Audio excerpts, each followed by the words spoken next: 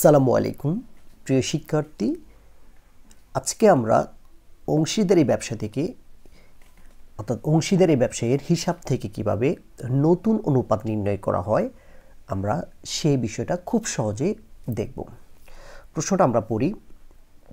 পাপ্পু ও প্রীতম দুজন অংশীদার, তারা 3-2 অনুপাতে লাভ ক্ষতি বন্টন করে। পাপন 5/1 অংশীদার হিসাবে তাদের কারবারে যোগ দিল। অর্থাৎ পাপ্পু এবং প্রীতম এরা হচ্ছে পুরাতন অংশীদার, এই পাপন হচ্ছে নতুন অংশীদার। তাহলে পাপন ব্যবসায় ঢুকেছে 5/1 নিয়ে, তাহলে তাদের লাভ ক্ষতির নতুন অনুপাত নির্ণয় করার জন্য বলা হয়েছে। আমরা মাত্র কয়েক সেকেন্ডে আমরা এই প্রশ্নের সমাধান করব। প্রথম যে কাজটা সেটা হচ্ছে আমরা পাপনের যে অংশ সেটা আমরা একটু লিখব। তাহলে পাপনের অংশ হচ্ছে 5/1। পাপন যদি ব্যবসা থেকে 5/1 নিয়ে কারবারে যোগ দেয়, তাহলে এই ব্যবসায় আরও বাকি যে অংশগুলো রয়ে গেছে সেটা হচ্ছে অবশিষ্ট অংশ। তাহলে 5 থেকে 1 বিয়োগ করলে আমরা পাচ্ছি 4। তার মানে 5/4 অংশ হচ্ছে আমাদের এই ব্যবসায়ের অবশিষ্ট অংশ। এই 4টা আমাদের জন্য খুবই গুরুত্বপূর্ণ। আমরা নতুন অনুপাত নির্ণয় করার জন্য এখানে একটু লিখি নতুন অনুপাত। তাহলে নতুন অনুপাতে কারা কারা আসবে? পাপ্পু আসবে, প্রীতম আসবে এবং পাপন আসবে। এই 3 জনের আমরা নতুন অনুপাত নির্ণয় করব। তাহলে পাপ্পু, এখানে যে 4 অংশ, এই 4 আমাদের জন্য খুবই গুরুত্বপূর্ণ। 4-এর সাথে আমরা পাপ্পুর যে অংশটা 3 অংশ, আমরা 3 দিয়ে গুণ দিব। অনুপাত 4-এর সাথে আমরা প্রীতমের যে অংশ 2 অংশ, আমরা এটা গুণ দিব। তাহলে প্রীতমের অংশটা পাবো। এরপরে যাব আমরা পাপনটা নির্ণয় করার জন্য পুরাতন অনুপাতটা আগে যোগ করব।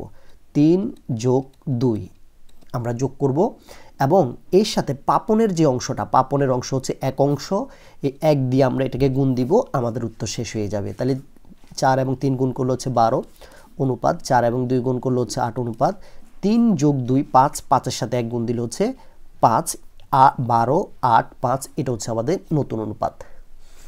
আশা করি বুঝেছো। আরেকটা প্রশ্ন আমরা দেখব।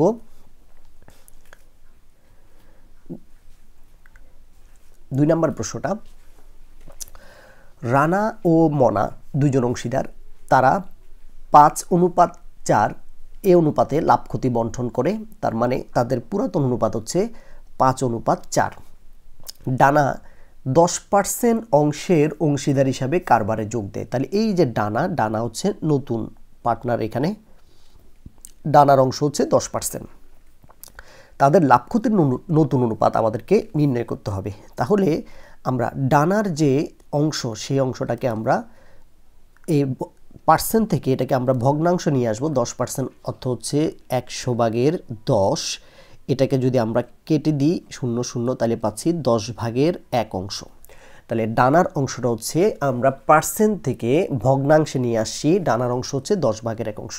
তাহলে ডানা যদি পুরো ব্যবসা থেকে 10/1 অংশ পায়, তাহলে অবশিষ্ট যে অংশটা আছে সেগুলো আর বাকি যারা আছে ওরা পাবে। তার মানে 10/9 অংশ আমাদের অবশিষ্ট আছে। তাহলে এই 10 থেকে 1 বিয়োগ করলে 9, 10/9 হচ্ছে অবশিষ্ট অংশ। এই 9টা আমাদের খুবই গুরুত্বপূর্ণ। তাহলে নতুন অনুপাত, আগের মতোই নতুন অনুপাত নির্ণয় করার জন্য আমরা যে কাজটা করব, আমাদের পার্টনার হচ্ছে রানা, আমাদের পার্টনার হচ্ছে মনা, আমাদের পার্টনার হচ্ছে ডানা। ওকে, তাহলে এই 9-এর সাথে আমরা রানার যে অংশটা 5 অংশ, আমরা 5 গুণ দিব এবং মনার আমরা এই 9-এর সাথে মনার যে অংশ 4 অংশ, আমরা 4 গুণ দিব। আমরা ডানার অনুপাত বের করার জন্য এই পুরাতন অনুপাতটা আগে যোগ দিব, 5 + 4, তাহলে হচ্ছে আমাদের 9। ডানার যে অংশ, ডানার অংশ হচ্ছে 1 অংশ, তাহলে আমরা 1 দিয়ে গুণ দিব।